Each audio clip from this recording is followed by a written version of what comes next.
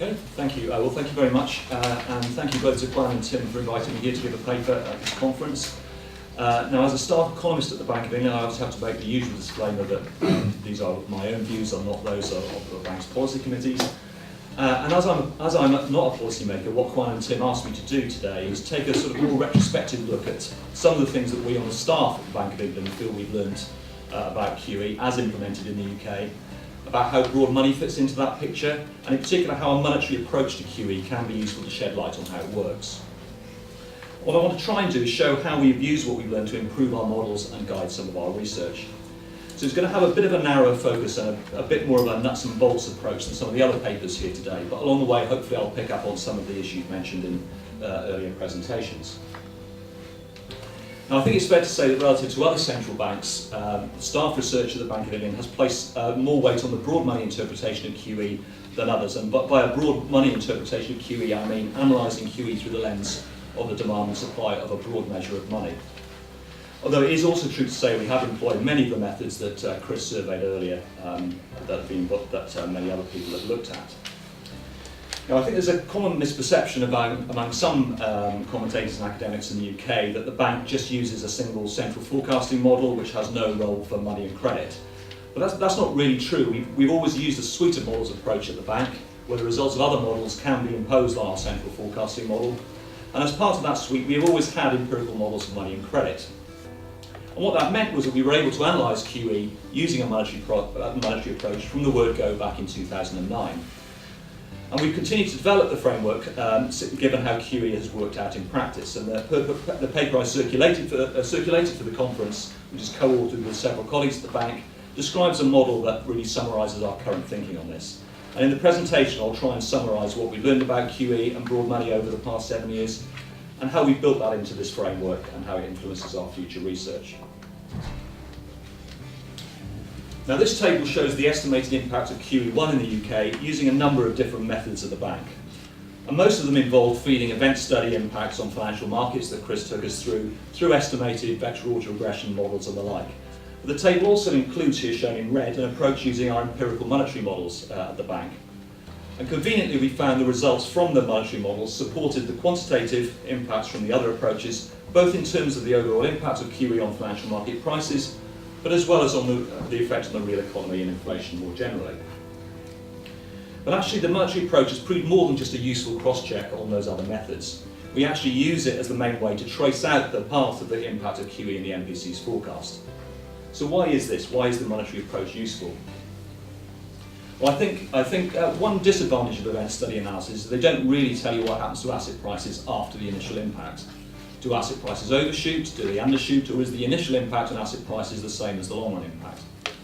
And also the VAR models that the event studies use to generate a real economy impact do not really elucidate the channels through which QE operates or which sectors are affected. They do tend to be a bit of a black box in that regard. On the other hand, the sectoral monetary approach that I'm about to show you is sort of relatively clear on what happens to asset prices after the initial impact, as it links the asset price impact to how the quantity of money and nominal spending evolve after the asset purchase is made. And it also makes clear the intersectoral behaviour and the intersectoral behaviour of money in particular that underlies that overshooting profile. This also applies to anticipated changes in QE, where the results from a monetary approach can be quite different from what you might expect from a financial market arbitrage perspective. Now, as I mentioned, the paper I circulated for the conference sets out the empirical monetary framework we currently use and embodies much of what we have learned about QE. And I've obviously got a short bit of time to give you an overview of how this model works. And what I want to do mainly is to use this as a vehicle to show you how our latest thinking on the nuts and bolts of QE works, using a sort of broad money approach. And essentially, our current framework involves modelling both money holdings and credit for each of the main sectors of the economy. That's households, companies, and institutional investors and asset managers, which are collectively known as non-intermediate OFCs or NIFCs in the monetary accounts. And then what we do is we use the consolidated sheet of the banking system to try and organise the model. And by consolidated here, I mean netting out interbank claims, including those between the central bank and the banking system. So this is really a model of the old-style monetary counterparts that a lot of us are familiar using. And so what we do is we model loans by sector on the asset side of the balance sheet, on the left-hand side here, including a split into secured and unsecured household lending, collectively which adds up to our headline measure of bank lending, M4LX. And we model deposits by sector on the liability side, collectively which add up to the headline measure of broad money we look at, which is M4X. But a key lesson of QE, at least we observed in the UK, is that we also need to think about how other elements on the banking system's balance sheet will move in response to asset purchases. So in addition, we model commercial banks' purchases of public sector debt. We also model the non-deposit liabilities of the banking system, which effectively captures their issuance of long-term debt and equity. Now, if you want to think about how money creation in the model works, it is really based around the principle that loans create deposits. Bank lending to the private and public sectors, and lending to the public sector, we mean purchases of government bonds, will create bank deposits. And similarly, issuance of debt and equity by banks to the non-bank private sector will destroy broad money. The model is also built along buffer stock money lines, so agents in each sector will allow their money holdings to fluctuate in the short run, but they'll seek to make those holdings consistent with their demand for money in the longer term, and with the speed at which they do so dependent on the sector.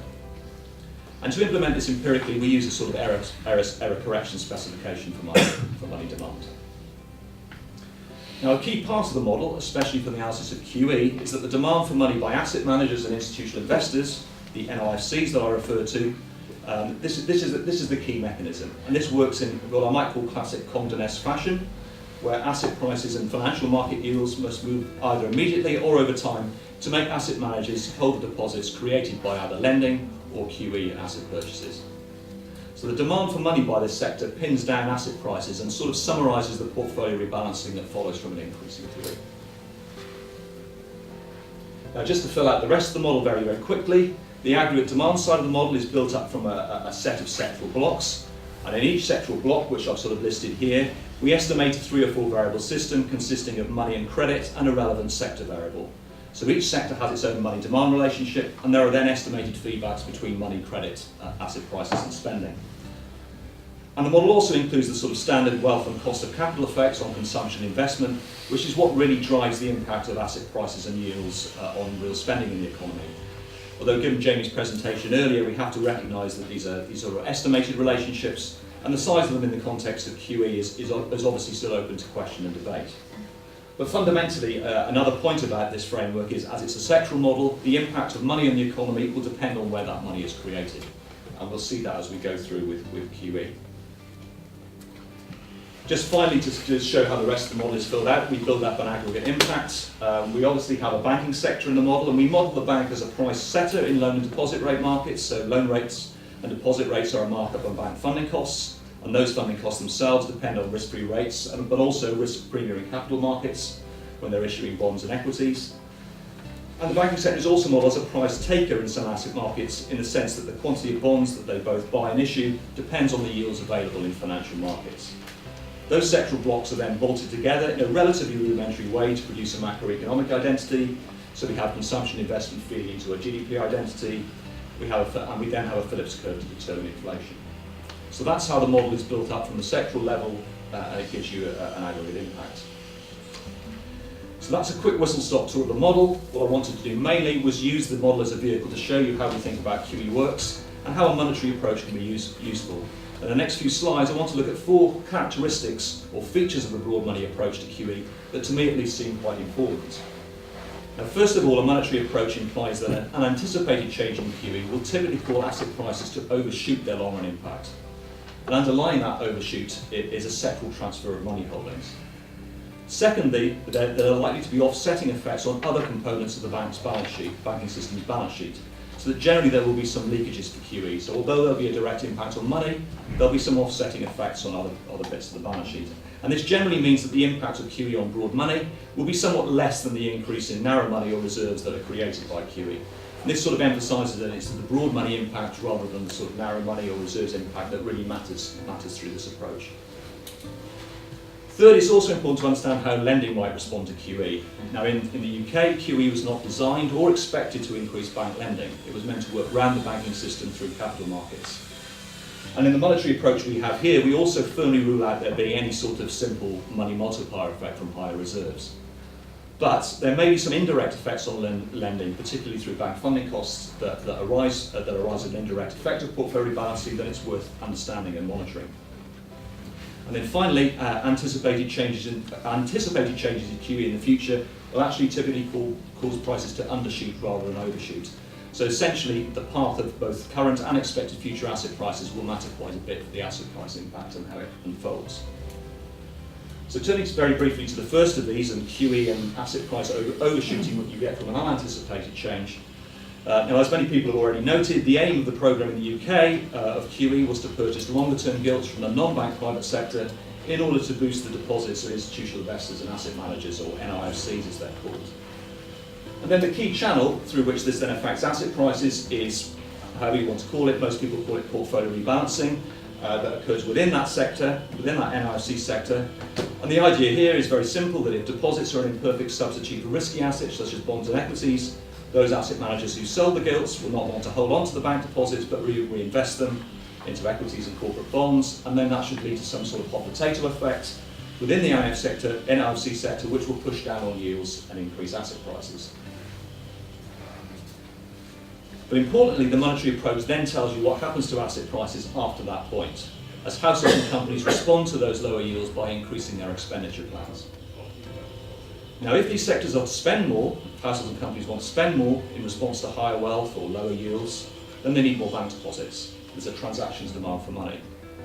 And given higher asset prices and lower yields, the most natural thing for companies and households to do is, in the former case, to issue more bonds and equities for the NIFCs to buy, and in the latter case, in households, they might want to cash in their investments with NIFCs. What that's going to mean is that this activity will drain money out of the NIFC sector and into the household and company sectors, as you can see on the right-hand side chart. Now, as that money gets drained out, that puts downward pressure on asset prices, and this is fundamentally what drives the asset price overshooting. And underlying that is there is this sort of sectoral transfer of money holdings from asset managers to households and companies. If you like, a movement from the asset demand for money through to the transactions demand for money. Now, as the chart on the right shows, the model itself would predict around half of the money created by QE will flood to the household and PNFC sectors to finance higher nominal spending.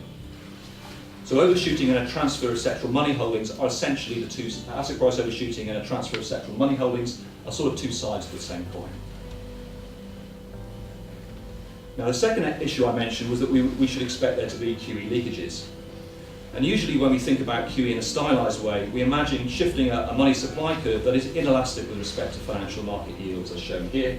And when you get that shift, that should push down the yields on gilts and other risky assets alongside the increase in broad money. However, during QE1 and QE2, it was evident that because of the response of other elements on the banking system's balance sheet, the broad money supply curve was actually upward sloping with respect to financial market yields. As a result, the increase in broad money was less than the increase in QE and commercial bank reserves that went alongside it, and it implied less of an equilibrium impact on market yields. Now, what were these factors? What were these leakages? Well, there appeared, when we looked at the data and when we re-estimated our models, there appeared to be three important leakages. As QE pushed down on yields in asset markets, in capital markets, it appeared to have led PNFCs, or non-financial companies, substituting cheaper capital market finance for bank debt. And banks themselves purchased fewer gilts, and they issued more long-term debt and equity than we might have expected. And these are the factors that are now built into and estimated into our sectoral model. On the right-hand side, this shows you, the black line shows you the net impact of the direct impact of QE on bank deposits, and then some of these offsetting QE leakages shown here. And essentially the model suggests that from QE1 and QE2, where we purchased 375 billion of assets, the impact on broad money was around 260 billion, around 2/3 of the impact. And this is very similar to the results of other empirical work we did on the monetary counterparts over the QE period, and some of that work is referenced at the bottom in case you're interested. So that's QE leakages. The third thing I wanted to talk about was the impact of QE on bank lending. Now, as many people have argued, we should not expect to see any sort of mechanical money multiplier effect on lending arising simply from the high level of reserves that get created as a result of asset purchases. So although commercial bank reserves increase as a counterpart to deposits, they do not really materially change banks' incentive to lend. This is because the reserves themselves are remunerated at a policy rate, and the bank should already be setting a profit maximising markup on their loan rates. So there should be no incentive for them to lower those loan rates further if those reserves are remunerated. However, it's important to note that QE might have some positive indirect effects on lending, particularly through bank funding costs, which will arise from lower bank funding costs, which might arise from the capital market effects of QE, and our model is able to capture those. And the chart to the left here shows you some of the indirect effects we might get from QE on bank lending, and in particular the the increase in activity that might result from QE may obviously boost the demand for credit, but also the fact that QE pushes down on yields on bonds and equities also implies the same thing for the securities that banks issue. So banks will issue, that will lower their funding costs, and at the margin that will give them more incentive to lower loan rates and produce a boost to lending. And as you can see here, as the model implies, that could imply quite a significant boost to M4 if that channel is in operation.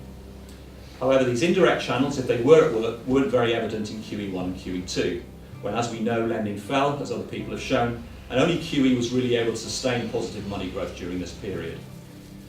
Now, obviously, we don't know what the counterfactual path of lending would have been, so some of these effects may have been in operation, and the underlying growth rate of lending may have been much weaker.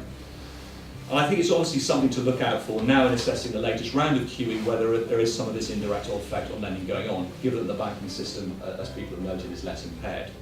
I know several of these people in this room will be watching the data like hawks on that. So let me just skip over this slide. So finally, the fourth issue I wanted to cover here, and this is something I think Jamie mentioned earlier, is the impact of anticipated asset purchases, or asset purchases that are going to be made in the future. Now, as I showed earlier, an unanticipated change in QE would lead to asset price overshooting. But what about an expected future change? Now, if markets are anticipating future QE, you might expect to think from, say, like a financial market arbitrage perspective, that financial markets would simply bring all of that effect forward to today.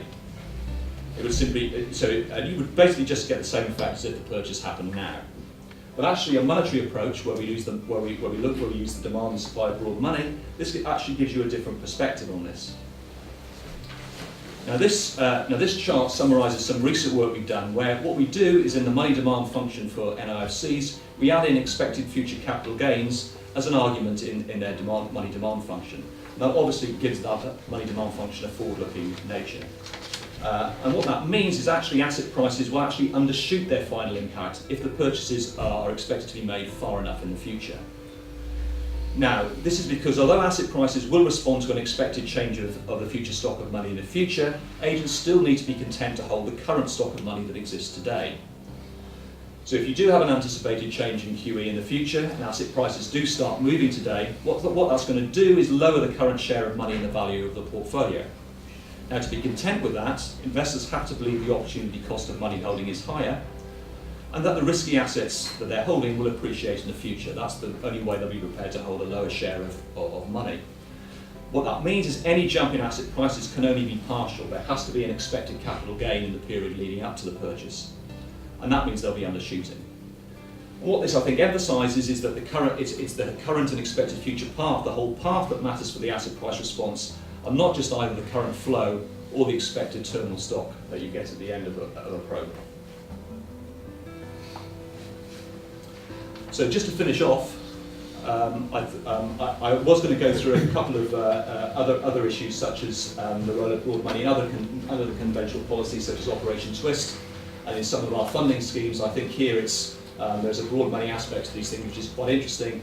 I haven't got time to go through it now, but there are a couple of slides which you circulated, which you can have a look at there. I think there's some interesting facets there, particularly with funding schemes.